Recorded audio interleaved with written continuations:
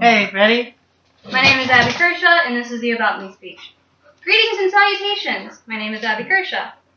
I would like to say a few things about myself.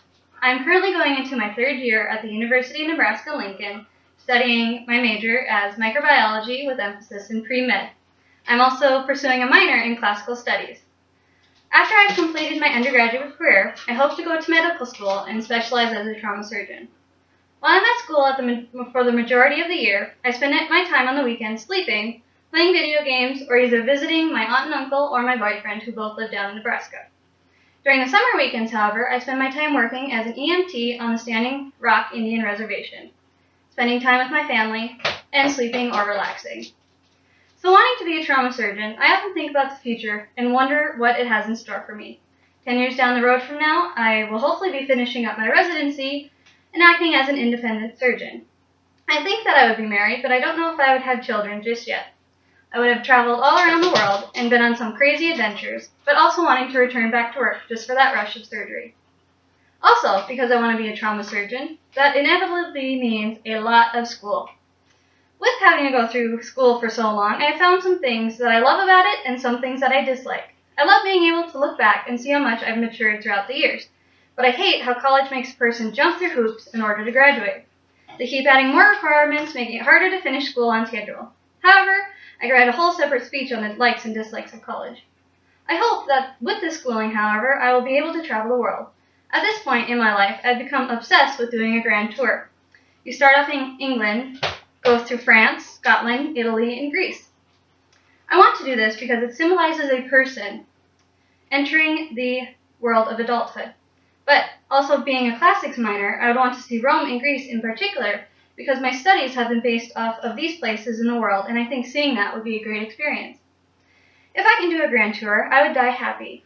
Along with this, I have also wanted to go to Disney World and Universal Studios and Harry Potter Land because that was pretty much my childhood. Then, the last thing that I would want to do in my life before I die would be to save somebody else's life. I don't care how it happens, but I think that doing some good in the world will help by helping save somebody's lives. Then my life would have served its purpose and be complete. As terrifying as that may sound, trying to save somebody else's life, it's not as scary as my biggest fear: bees. If I see a bee, hear a bee, think about a bee, see a picture of a bee, a shudder of terror just runs up my spine. I absolutely cannot deal with bees. I will give bees credit in the fact that they make honey and help pollinate plants. Plants are green, and green is my favorite color. However, if I were to pick a color out of the Crayola crayon box, I would probably pick forest green over regular green because it's a deeper, richer color than just plain old green. Being that green is my favorite color, I'm also impartial to things with the name green. Because of this, I found an author whose writing I particularly enjoy. John Green's novel, The Fault in Our Stars, just became a movie this past year. I offered my grandmother a signed copy for her to read, and she actually enjoyed it. This is a great book for anybody to read because it not only offers a look into the lives of a teenager, but also the struggle that life is. It's an emotional journey that helps people realize that dreams are a wonderful thing to have, even though they don't always work out how you'd expect. Now, these people in my story are amazing, but they are fictional. I believe that our world is full of impressionable people that have actually existed. I would like to meet those who have made an impact on my life, either one way or the other. But the first person I would have to meet would be Emily Dickinson. She is a fabulous poet who I really grasped onto and modeled after when I first started writing my own poetry. Then, I would like to meet David Tennant. Ever since I watched him play the Doctor in BBC's Doctor Who, I've kind of developed a crush on him, and I think he seems like a rather amazing individual. Finally, I would love to talk to the first woman of medicine, Elizabeth Blackwell herself.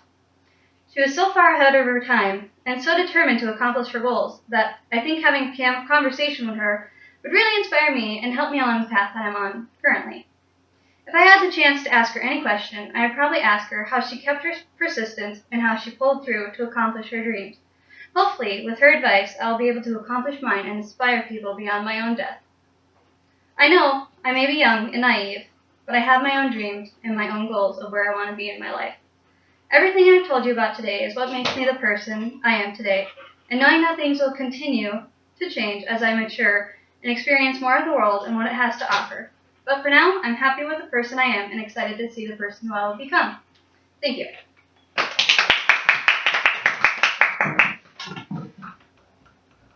It's a little long.